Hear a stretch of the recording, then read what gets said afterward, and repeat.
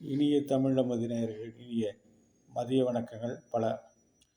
இன்றைக்கு நாம் எடுத்துக்கொண்டிருக்கிற பொருள் உபகாரம், பிரதி உபகாரம். இன்றைய கதையினுடைய தலைப்பு. ஒருவன் ஒரு இடத்திலே சென்று கொண்டிருக்கிறான். நல்ல வெயில். அவன் சென்று கொண்டு இருக்க வெயில் அவனை வாட்டி வதைக்கிறது. தாகம் மிகுந்து எடுக்கிறது. எங்கு பார்த்தாலும் தண்ணீரை காணோம். அவன் நடந்து கொண்டு ஒவ்வொரு இடமாக ஒரு நிழல் இருந்தால் அடுத்தது தங்கிக் கொண்டு மெல்ல மெல்ல சென்று எங்கே தண்ணீர் இருக்கிறது பார்க்கிறான். இருக்கிற சாலையில் எந்த இடத்திலும் தண்ணீர் இல்லை. தண்ணீர் பக்கத்தில் இருக்கிறதா என்று கேட்கிறான். அவர்கள் சொல்கிறார்கள், பக்கத்தில் ஒரு அடி பம்பு ஒன்று இருக்கிறது, அதில் போய் தண்ணீர் உங்களுக்கு கிடைக்கும் என்று சொல்கிறார்கள். அவன் அதை தேடி போகிறான். தேடி போன இடத்திலே அந்த பம்புக்கு பக்கத்தில் எழுதி வைத்திருக்கிறது, இங்கே வைத்திருக்கிற பாத்திரத்தில் இருக்கிற தண்ணீரை அந்த பம்பினுடைய வாயிலை ஊற்றினால் அதற்கு பின்னாலே நீங்கள் பம்பை எடுத்தால் நிறைய தண்ணீர் வரும் என்று போட்டிருக்கிறது. இவன் உடனே அந்த தண்ணீரை பாத்திரத்தில் பார்த்தவுடனுடைய தாகத்தின் காரணமாக அதையெல்லாம் சரியாக எண்ணாமல் தான் அந்த பாத்திரத்தில் தண்ணீரை முழுவதுமாக குடித்து விடுகிறான்.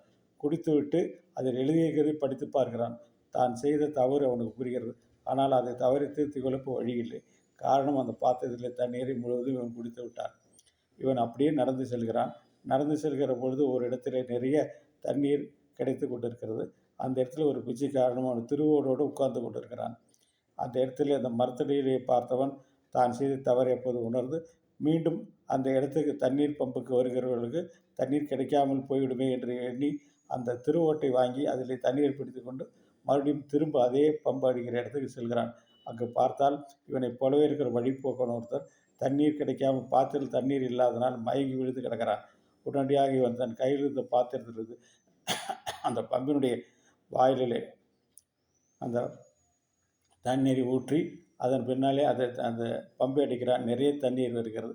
அந்த திருவோட்டிலே அந்த தண்ணீரை பிடித்து கொண்டு போய் அவன் அதில் இருக்கிற கீழே விழுந்து கிடக்கிறவனுடைய முகத்திலே தண்ணீர் தெளிவிக்கிறான். அவனுக்கு நீர் அருந்தவும் கொடுக்கிறான். அப்பொழுதுதான் மனசுக்கு திருப்தி ஆகிறது.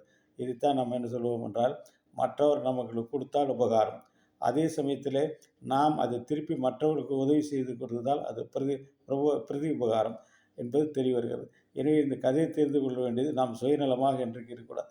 அதில் எழுதியிருக்கிறதை படித்து பார்த்தோமேனால் ஒரு சற்று நேரம் அதை சிந்தித்து பார்த்தால் இதனுடைய ஒரு அடுத்தவருக்கு நாம் உதவி செய்யலாம் என்ற எண்ணம் வரும். அதை விடுத்து அங்கே இருக்கிற தண்ணீர் கிடைத்தால் போதும் என்று சுயநலத்தோடு சென்றால் மற்றவருக்கு உதவ முடியாது என்பதை இந்த கதையின் மூலம் உணரலாம். எனவே எல்லோரும் எல்லாருக்கும் உதவ வேண்டும் என்பதே நம்முடைய நோக்கம் என்பதை தெரிவித்துக்கொண்டு நன்றி, வணக்கம்.